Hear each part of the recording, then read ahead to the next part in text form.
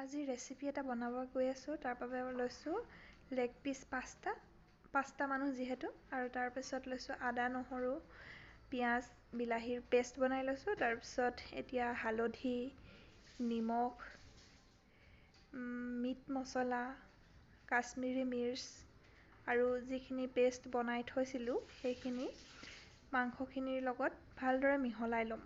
তাৰপিছত ভালদৰে সানি ল'ম। সানি লোৱাৰ পাছত অলপ সময়ৰ বাবে মাংসখিনি প্ৰায় আধা ঘণ্টা সময়ৰ বাবে ঢাকি থৈ দিম।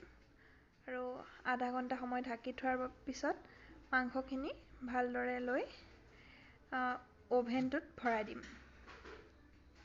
তাৰপিছত অ'ভেনটো ৱৰ্কিং মোড কৰি দিলোঁ, মানে ছুইচ অন কৰি দিলোঁ। তাৰপিছত আমি অলপ টাইম হোৱালৈকে ৰাখি দিম। তাৰপিছত আমি যিহেতু ভাতৰ লগত খাম সেইবাবে বেছি ড্ৰাই নকৰোঁ।